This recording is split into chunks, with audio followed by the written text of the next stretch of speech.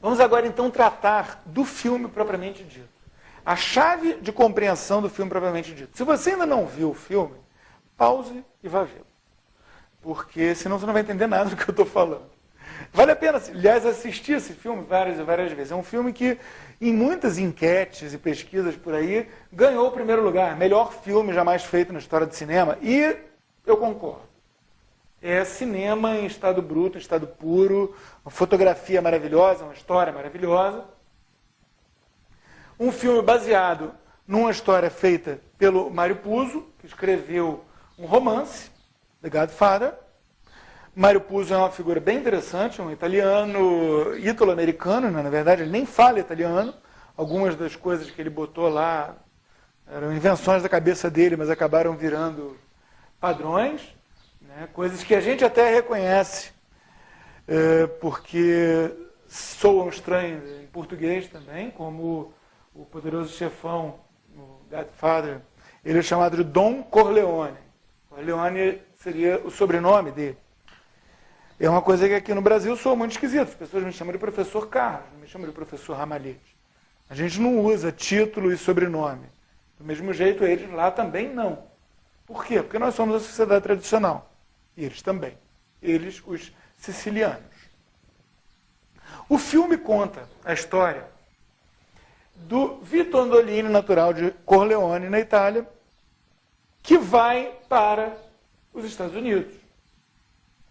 Por que ele vai para os Estados Unidos? Ele vai para os Estados Unidos porque a mãe dele praticamente manda ele para os Estados Unidos enquanto está morrendo, à beira da morte, ela manda ele embora para que ele não seja morto devido a uma vendetta, uma vingança, daquelas tão normais na Sicília. Né? São exatamente como a gente tem no nosso interior. Em algumas cidades do Nordeste, principalmente, tem algumas histórias que ficaram famosas, de brigas de família, uma família contra a outra. A família dele, ela está brigando com a família que toma conta da região, do chefão, do coronel, lá da região. Então, o pai dele e o irmão mais velho dele são mortos.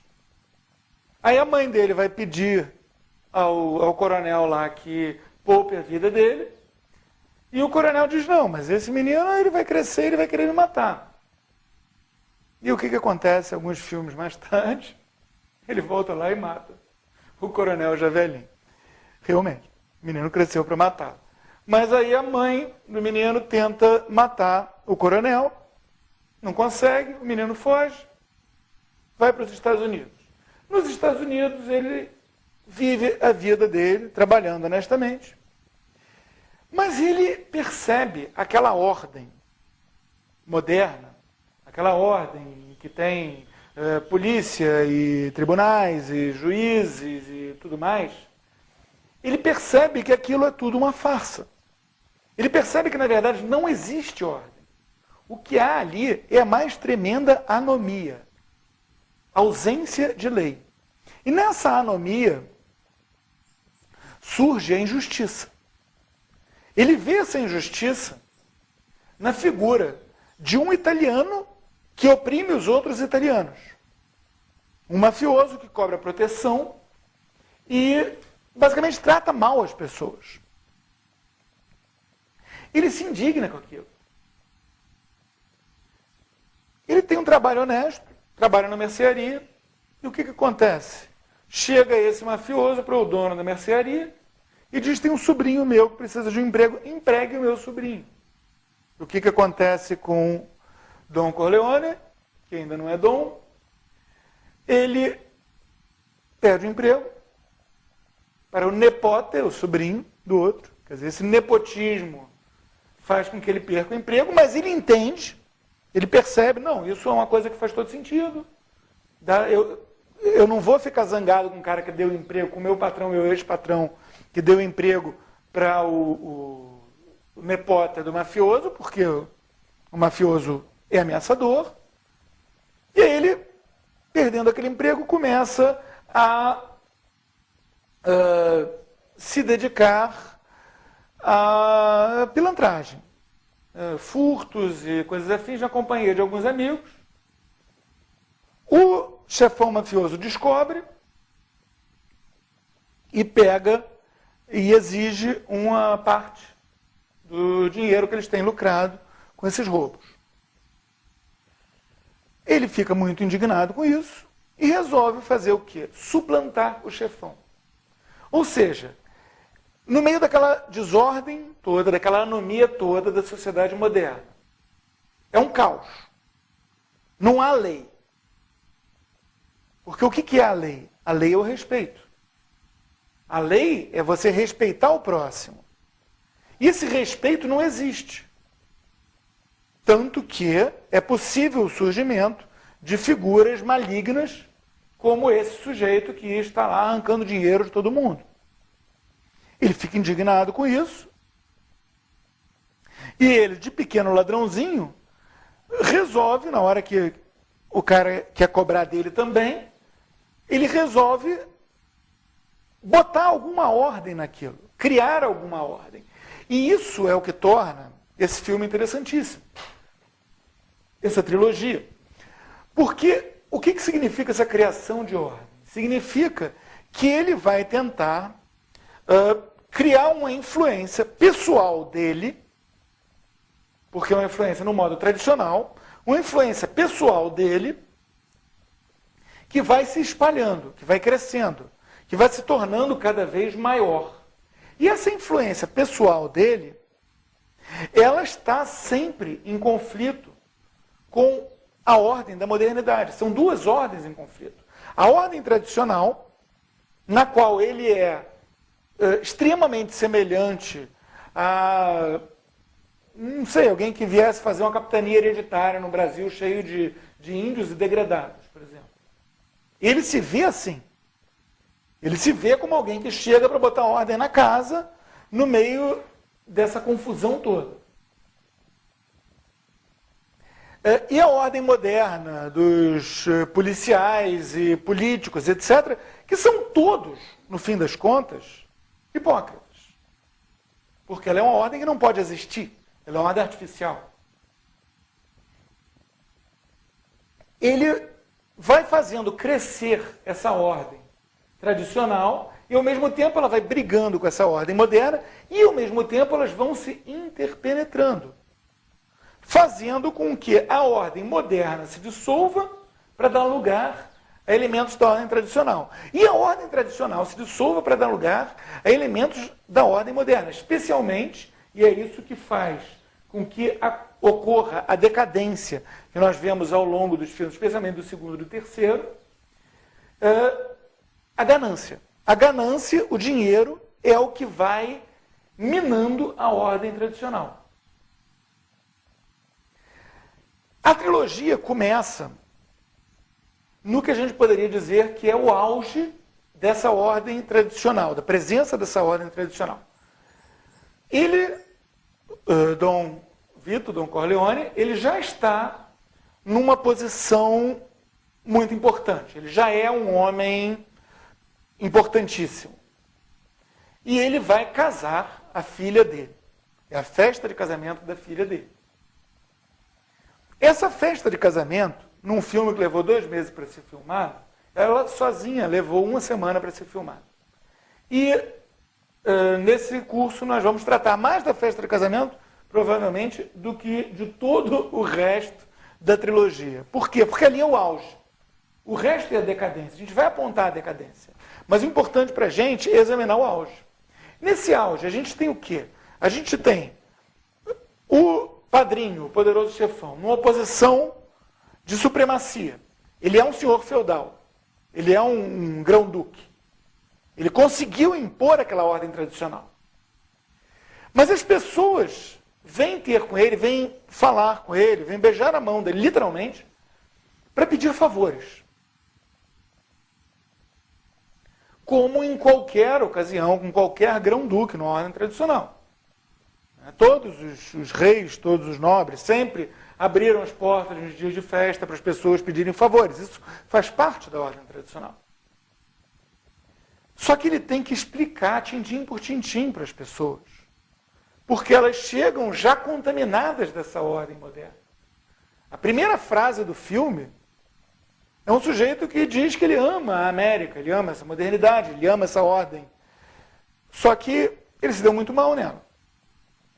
Então ele vai voltar à ordem tradicional. Ele vai falar com o poderoso chefão, a quem ele ofende mortalmente por tratar em termos modernos. Ou seja, esse conflito ele já está presente, mesmo sendo a situação em que se está no auge dessa ordem tradicional. Porque se a gente pega todas as cenas, todas as pequenas partes dessa cena do casamento, a gente poderia pegar e botar aquilo 500 anos antes, e aquilo acontecer num castelão grande na Renascença, 1000 anos antes, num outro castelão, maior ainda, na Idade Média. Por quê? Porque são coisas que acontecem em qualquer momento na ordem tradicional. Mas qual é a diferença? A diferença é que tem a interferência da modernidade o tempo inteiro, entrando ali, batendo ali, incomodando, fazendo com que as pessoas, sem querer, agridam, fazendo com que as pessoas, sem querer, ofendam. Quer dizer, há quem chegue para ele, para o padrinho, para o poderoso chefão, para Dom Corleone, achando que está sendo respeitoso, mas na verdade desrespeitando-o. E ao contrário, há pessoas que estão perfeitamente inseridas dentro daquela ordem tradicional, tão perfeitamente inseridas que chega a ser engraçado, chega a ser bonito até. Se a gente for ver dentro dessa mesma cena da festa, dessas pessoas querendo falar com ele,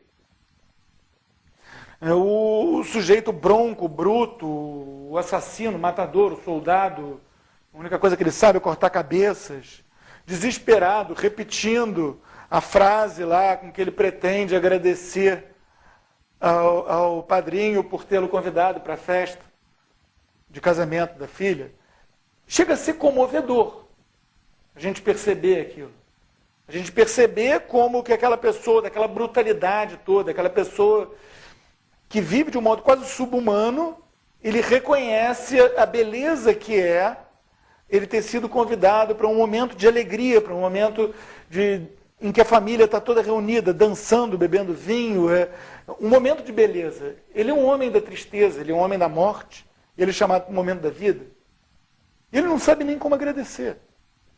Quer dizer, são vários elementos que a gente vai encontrar presentes nessa festa e que depois nós vamos ver descendo, caindo, decaindo, até que aquilo vira o que a gente poderia dizer que é puro caos, em que nem a ordem tradicional nem a ordem moderna funcionam mais.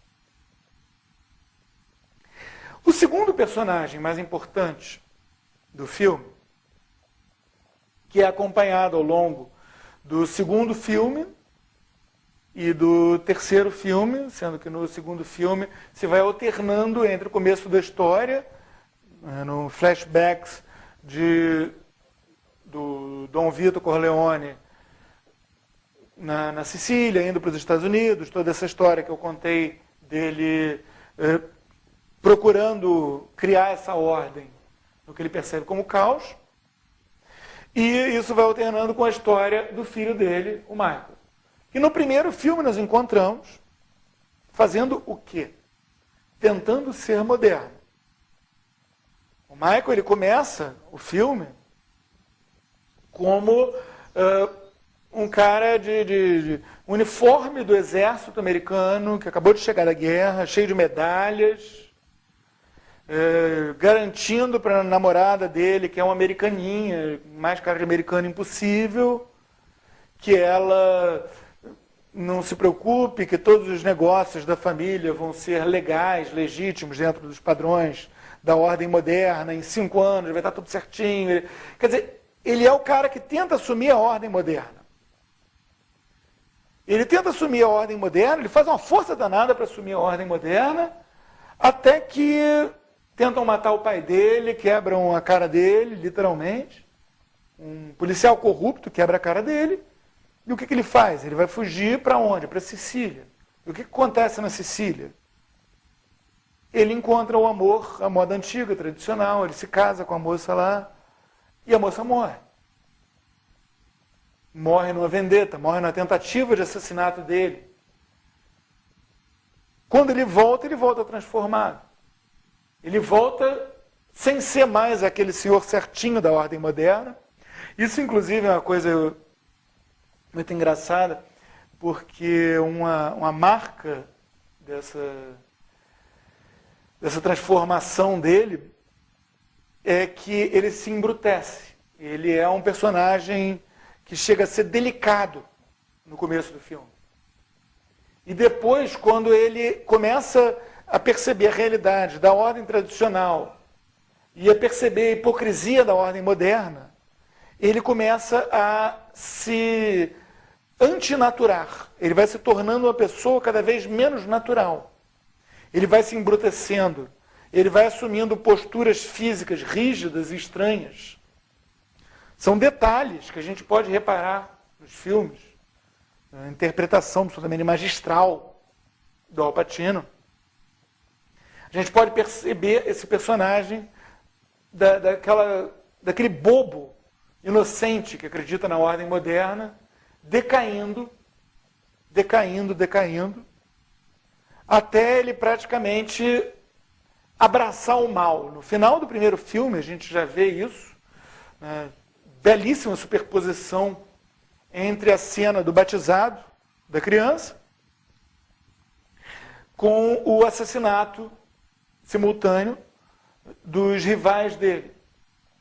Quando chega o padre para ele, que é o padrinho, e pergunta: você renuncia a Satanás? Renuncio. Corta um rival sendo assassinado, metralhado.